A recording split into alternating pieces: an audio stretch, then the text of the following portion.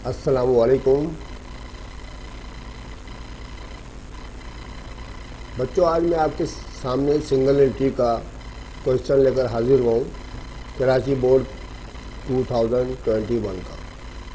Last lecture में मैंने आपको introduction of the single entry करा दिया था। आप उसको अगर आपने वॉच नहीं किया तो उसको देख लें पहले, फिर आपकी समझ में ये सारा सवाल आ जाएगा इंशाअल्लाह। बड़ा इजी क्वेश्चन होता है ये, ठीक है। उम्मीद है कि आपको समझ में आ जाएगा पक्का। ये एक ही लेक्चर में आपकी समझ में आ सकता है। चलिए स्टार्ट करते हैं। आपके पास अगर 10 ईयर्स हो तो आप टैली कर सकते हैं।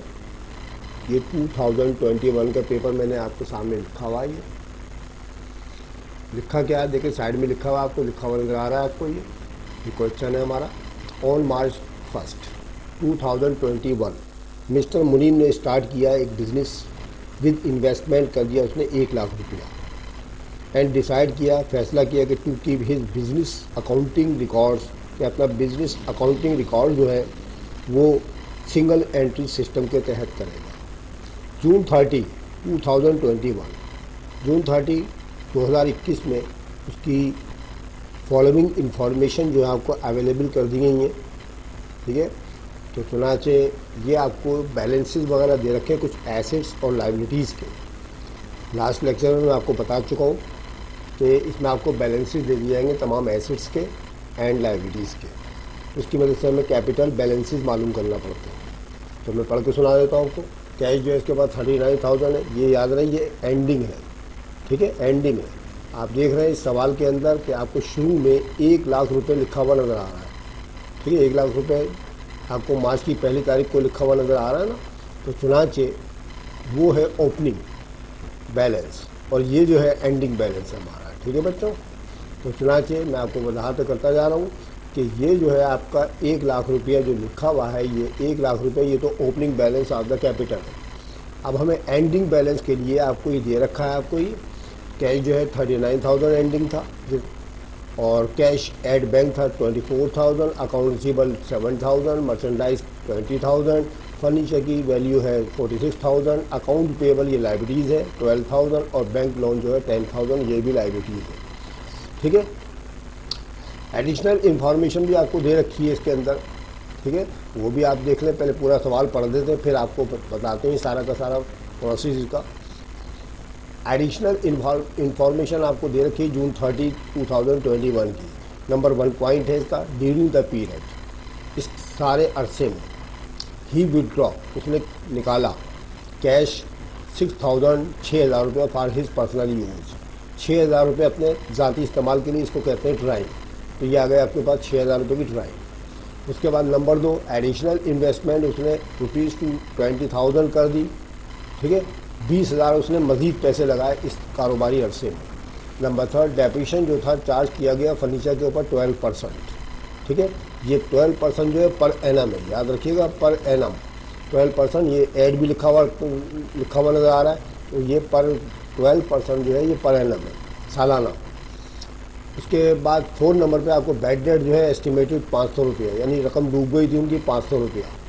उसके बाद रेंट वाज प्रीपेड 6,000, रेंट जो है उनके पास 6,000 का बाकी बच गया, ये करंट एसेट आ गई हमारी। नंबर 6 एक्रूड कमीशन इनकम ₹7,000, यानी हमारा कमीशन जो था दूसरों पर उधार चढ़ा हुआ था, इसका मतलब करंट एसेट है, ये भी 7,000।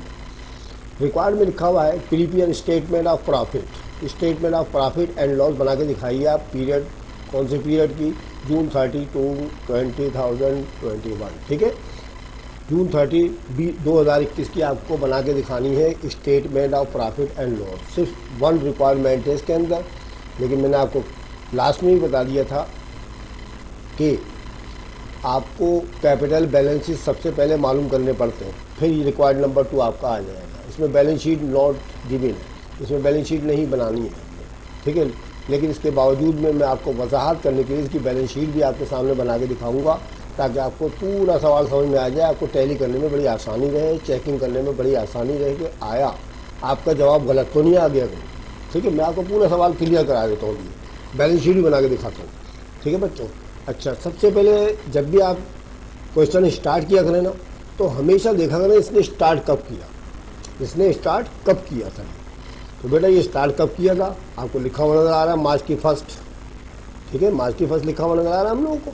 तो चुनाचे आप देखें स्टार्ट कैसे, मैं आपको बता देता हूँ। देखिए मार्च की फर्स्ट लिखा हुआ नज़र आ रहा है आपको, लिखा हुआ है। इसका मतलब मार्च की पहली तारीख उसने कारोबार स्टार्ट किया।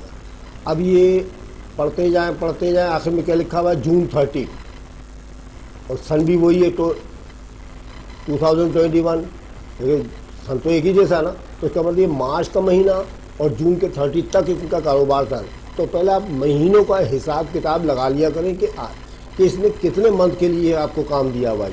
तो हिसाब लगा लेते हैं। देखें मार्च का पूरा महीना होगा, जून फर्स्ट से मार्च का पूरा महीना। नंबर 2, मार्च के बाद अप्रैल आता है 2, फिर मई, फिर जून 30, 4 महीनों का हिसाब किताब है बच्चों के। ठीक है, पहले हमेशा आप ये हिसाब ज़रूर लगा लीजिएगा कि कितने महीनों का हिसाब किताब दे रहा है, ताकि आपको एक दो चीज़ों में बड़ी मसले परेशानी पेश आने वाली है आगे जाकर। तो मैं पहले ही आपको क्लियर कर देता हूँ। सबसे पहले ये हिसाब लगा लिया करें कि कितने महीनों का इसने हिसाब किताब दे रखा है, कि स्टार्ट कब किया था और एंड कब कर रहा है ये। इसलिए इससे ये पता चला कि 4 महीनों का हिसाब किताब है। क्यों? अब आप बोलेंगे सर ये आप क्यों हिसाब लगा रहे हैं, तो इसका मैं आपको बता देता हूँ। तो देखें नीचे आ जाए ज़रा, नीचे फिर दोबारा ये देखें, ये क्या लिखा हुआ है, 12% लिखा हुआ नज़र आ रहा है आपको डेप्रिसिएशन। ये है सालाना। ठीक है, सालाना है ये। हमें सिर्फ 4 महीने का मालूम करना है इसके अंदर। ठीक है, 4 महीने का मालूम करना है, क्योंकि शुरू में हमने हिसाब लगा लिया है कि 4 महीने का हिसाब किताब करना है मैंने।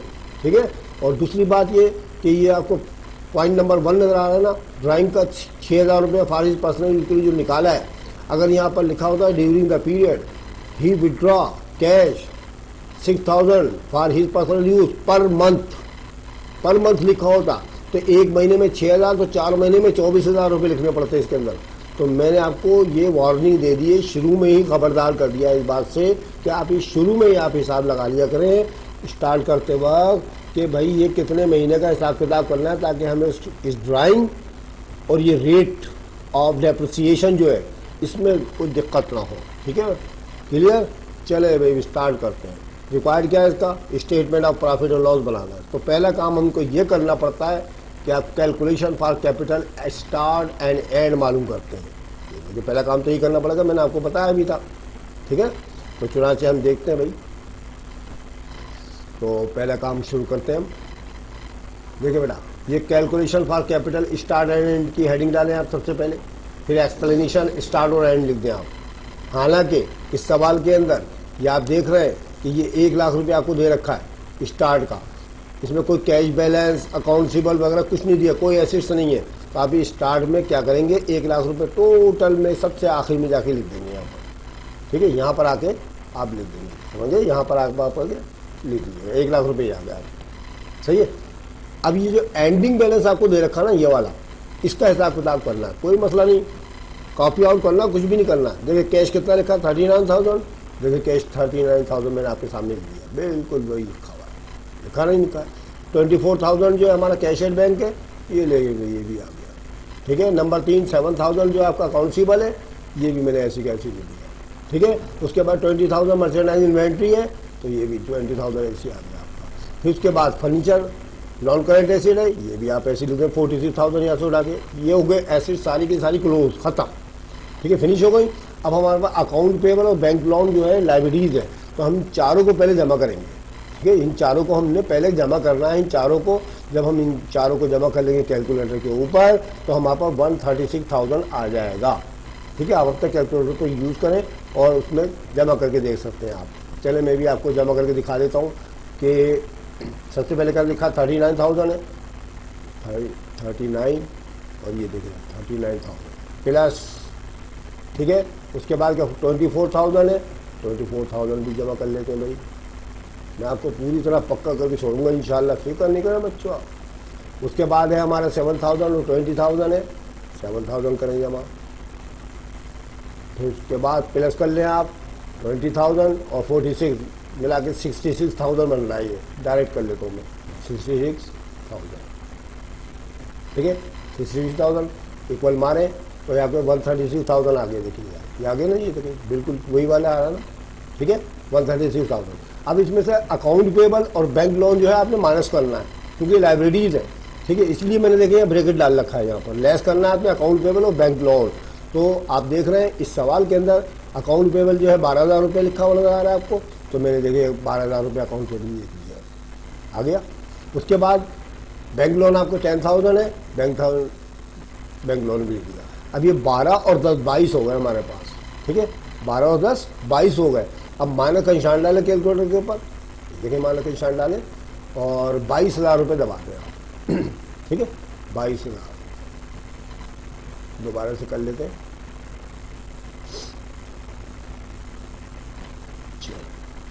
मानक का निशान डालें आप और 22,000 रुपये दबा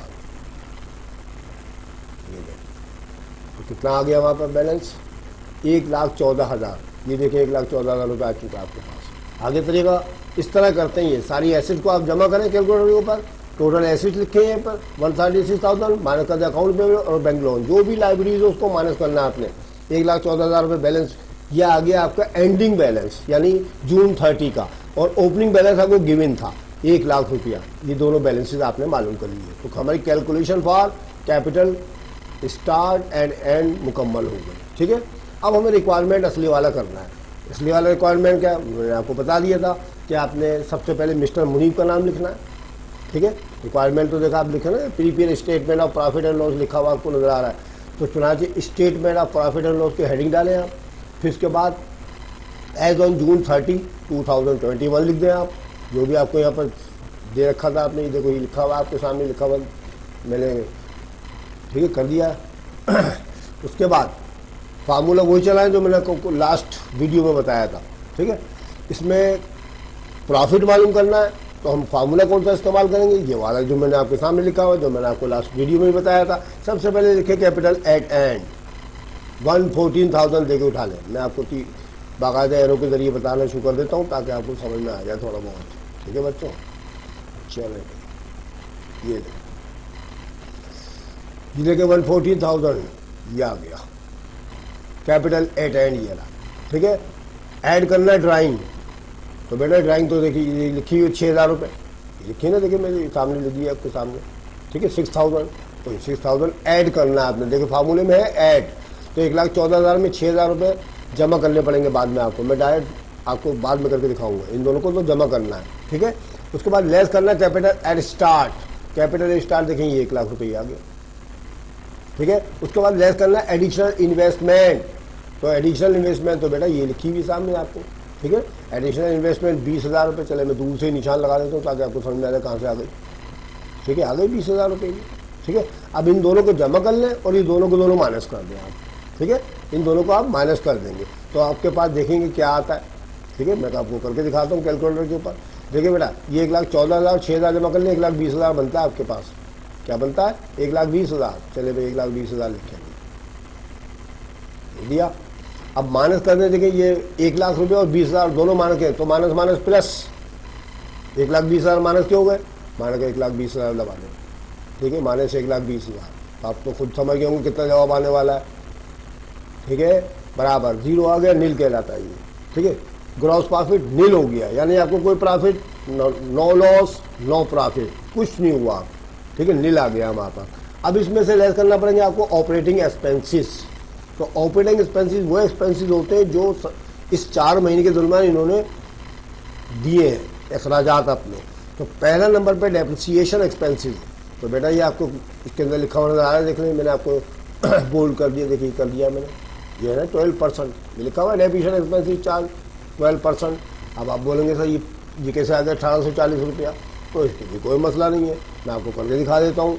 क्या 12% है ना, किस चीज़ पर है, फर्नीचर पर है। फर्नीचर की कॉस्ट देख लें पहले, फर्नीचर की कॉस्ट बेटा ऊपर देखें, ये जो मैंने आपको हिसाब लगाया था तो फर्नीचर की कॉस्ट जो है 46,000 लिखी हुई नजर आ रही है, ठीक है। 46 लिखी हुई नजर आ रही है। इसके ऊपर मालूम करना आपको 12% पर एनम, 12% पर एनम। ले भाई मैं आपको अलग से करके दिखा दूँ, यहीं करके दिखा दूँ, मिटा देंगे बाद में, ठीक है। चले भी करके दिखाते हैं आपको ताकि आपको समझ में आए। कैलकुलेटर में भी कर सकते हैं, कोई मसला नहीं है, ठीक है। चले 40 कितनी है 146,000, ठीक है। 146,000 फर्नीचर की वैल्यू है, बल्कि देखें फर्नीचर की वैल्यू है 46,000, सॉरी। चले भाई 46,000 मैं लिख के दिखा देता हूँ आपको, ये मसला नहीं, मिल जाएगा बाद में वो। पहले तो 46,000 आप लिख देंगे, मल्टीप्लाई का निशान डालिएगा, ठीक है, और 12/100 मालूम कर लें। 12% का मतलब होता है 12/100, ठीक है, 12/100। यह आ जाएगा आपका 1 साल का पूरा। कितना आ जाएगा? 1 साल का। हमें याद रहे 4 महीने का मालूम करना, याद रखिएगा। तो चलिए कैलकुलेटर यूज़ करते हैं थोड़ा सा। ये 46 लाख लिखे आप पहले, ठीक है, 46 लाख लिखते हैं हम, तो सॉरी 46,000, ये लिखा है मैंने 46,000। मल्टीप्लाई का निशान दबाना है, दबा दिया, और कितना 12, पहले भी 12 दबाएँ, और फिर डिवाइड का निशान दबाएँ और 100 रुपये, ठीक है। तो ये 5,520 रुपये जो है ना 1 साल के आ गए आपके। कितने आ गए? 1 साल के पर एनम, ठीक है। 5,520 रुपये सालाना डेफिनेशन लगेगा इसके ऊपर 46,000 रुपये। अब हमें मालूम करना है 4 महीने का, तो कोई मसला नहीं, ज़रब का निशान दबाएं आप, ठीक है। 4 महीने है ना, 4 से मल्टीप्लाई कर दें। साल में कितने महीने होते हैं?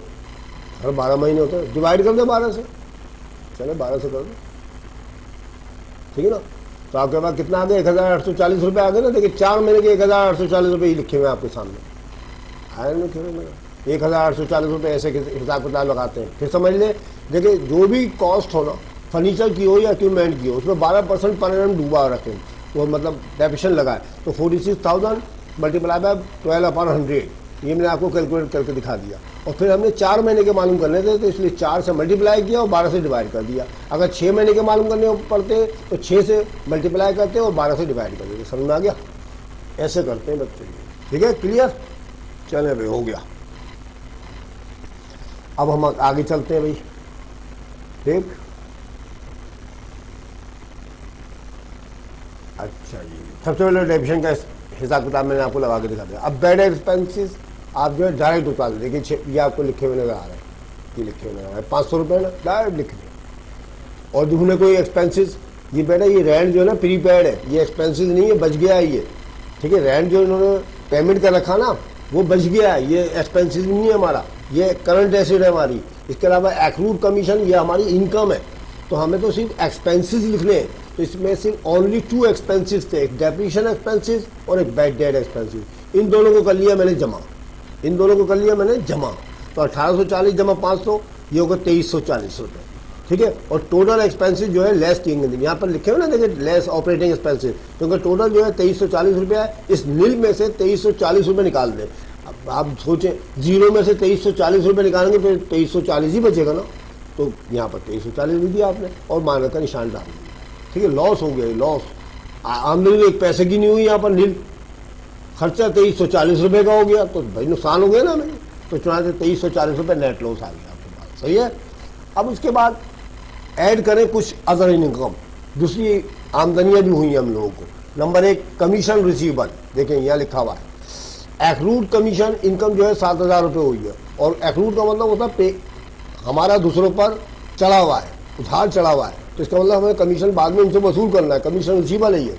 तो 7,000 रुपये आमदनी हो चुकी है मैं, तो इसलिए 7,000 रुपये आप ये लिख देंगे यहाँ पर, ये लिख दिया। नंबर 2 ऐड कर लें आप प्रीपेड रेंट, जो बच गया बाकी 6,000 रुपया, 7 और 6 13,000 रुपये। ये 2 हमारी अदर इनकम के तौर पर रिकॉर्ड कर रहा हूँ मैं। 7 और 6 13,000, 13,000 रुपये आप प्लस कर लें इसके अंदर। अब माइनस का 2340 और जमा का 13,000, ठीक है। 2340 रुपये, 2,340 माइनस का और 13,000 जमा का। देखते हैं क्या कैलकुलेटर पे क्या जवाब आता है इसका। देखिए ये प्लस का 13,000 लिखें पहले आप, प्लस का 13,000 लिखें पहले, 13, ये लिख दिया। अब ये माइनस का है, ये माइनस का ब्रैकेट का मतलब माइनस होता है, माइनस का निशान दबा दें, 2340 लिख दें, 2 3 4 और 0, तो बराबर का निशान दबा देखें कितना आता है, 10,660 रुपये, ये लिख दिया मैंने 10,660 रुपये। अब बताएं कौन बड़ा है, 2,340 बड़ा है या 13,000 बड़ा है? सर इसमें तो 13,000 बड़ा लिखा हुआ है, तो बेटा प्रॉफिट वैल्यू है ये। तो टोटल नेट प्रॉफिट आपका 10,660 रुपये आ गया, ये है इसका आंसर, ठीक है बच्चों, ये इसका आंसर आ चुका है हमारे पास, ठीक है। 10,660 रुपये का इनको 4 महीने में प्रॉफिट हुआ है। हालांकि ग्रॉस लॉस तो इनको यहाँ हो रहा था, लेकिन यहाँ पर अदर इनकम के हिसाब किताब में इनको फ़ायदा हो गया। 10,660 रुपये का इस तरह बनाते हैं statement of profit and loss. या आप तरीक़ेकार अच्छी तरह टैली कर लें, अच्छी तरह वॉच कर लें, हर सवाल इसी तरीके से करना है आपको, ठीक है। अब मैंने आपको शुरू में बताया था मैं इसकी बैलेंस शीट ही बना के दिखा रहा हूँ। हालांकि रिक्वायरमेंट तो नहीं है, यहाँ पर देख लें, मैं आपको लिखा यहाँ तो रिक्वायरमेंट लिखा ही नहीं कहीं भी बैलेंस शीट बनाने का, लेकिन मैं आपको बैलेंस शीट बनाने का तरीका बता देता हूँ। अगले सवालों में आप खुद बना के चेक कर लीजिएगा कि आया ये जो 10,660 रुपये है ना, गलत तो नहीं आ गया कहीं हमारा, ठीक है ना। ये 10,660 रुपये आप बैंक इसमें बैलेंस शीट में रखेंगे तो आपका जवाब एक्यूरेट आना चाहिए, बिल्कुल बराबर। चले मैं इसकी मैं आपको थोड़ी वजाहत कर देता हूँ। बैलेंस शीट बनाने की कोई मसला नहीं है बच्चों। पहले आप इसका स्पाइसमैन या फॉर्मेट बना दें। आप तो जानते हैं एसेट्स और इक्विटीज़ 2 सेक्शन होते हैं इसके अंदर।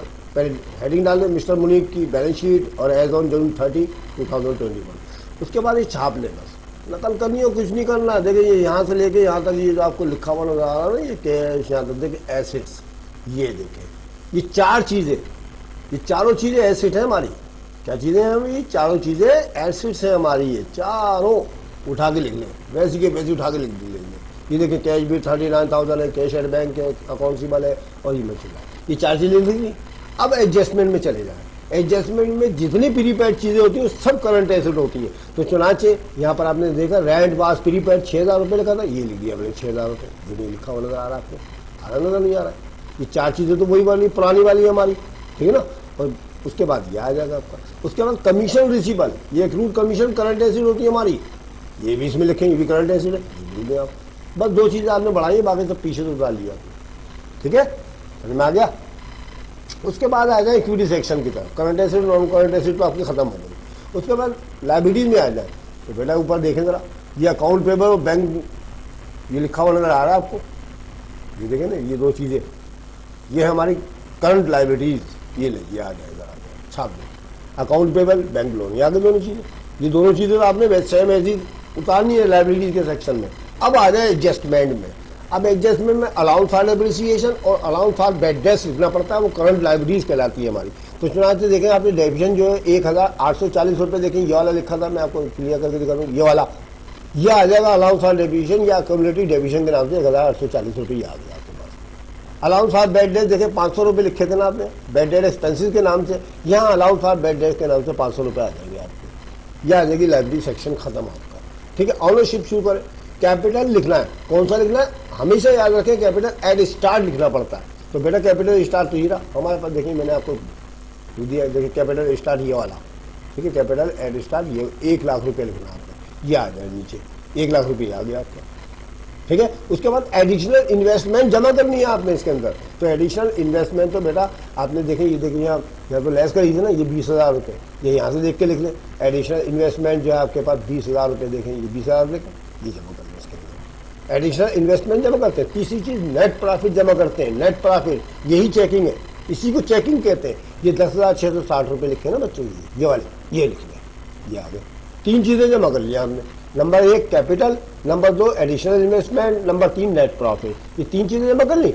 अब लेस कर दें ड्राइंग 6,000 रुपये, तो बेटा 6,000 रुपये लिखे ना सामने आपको, जो आपने ऐड करे थे यहाँ पर लेस करना पड़ेंगे, ठीक है ना। 6,000 रुपये ड्राइंग निकाल लें, ठीक है। सबको टोटल कर ले, 149,000 इसका भी आ जाएगा। इन सबको टोटल करेंगे 149,000 इसका आ गया। अगर ये दोनों जवाब बराबर आ गए, अगर ये दोनों जवाब बराबर आ गए ना बच्चों, ये वाले 149,000 और 149,000, तो इसका मतलब ये आपने ये जो 10,660 रुपये निकाला ना, सही है, ठीक है, 10,660 रुपये। लेकिन एक शर्त है कि बैलेंस शीट भी आपको बनानी आनी चाहिए। पता चले आप यहाँ पर कुछ लिखना भूल जाए, कुछ लिखना ही भूल जाए, तो फिर भी जवाब गलत आएगा। हाँ लगा ये ठीक होगा आपका जवाब। तो इसके लिए मैंने आपको बैलेंस शीट पूरी बना के दिखा दी है, आप इसकी प्रैक्टिस करें, अगले सवालों में आपके काम में आएगी इंशाल्लाह, ठीक है।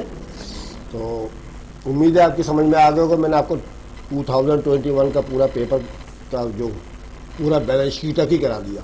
अब आप इसकी प्रैक्टिस कीजिएगा, अपने दोस्तों और साथियों को शेयर करें, और अच्छी लगे तो लाइक कर लें। मैं ज़बरदस्ती नहीं कहता हूँ कि आप ज़बरदस्ती लाइक कर लें, अगर अच्छी लगे तो लाइक कर लें, ठीक है। हम तो कोशिश करते हैं आप लोगों के लिए आसान से आसान चीज़ें बनाने की, ठीक है। इंशाल्लाह नेक्स्ट क्वेश्चन भी आपको बड़ा ईजी लगेगा। आप एक सवाल की खूब प्रैक्टिस कर लें, जो मैंने आज आपको कराया है, इसी पैटर्न से ही सारे सवाल आए हुए। आप इन तमाम चीज़ों को जहन नशीन कर लेंगे तो इंशाल्लाह आगे के सवाल बड़े आपको आसान लगेंगे। ठीक है, अच्छा जी, तो फिर मैं आपको एक बार कहता हूँ, अगर आपको अच्छी लगे मेरी वीडियो तो उसको लाइक करें, तो दोस्तों साथी को शेयर करें, अगर किसी बच्चे ने सब्सक्राइब नहीं किया तो सब्सक्राइब करें। इंशाल्लाह अगली वीडियो में 2019 का पेपर लेकर आपके सामने आ जाऊँगा। तब तक के लिए खुदा हाफिज़।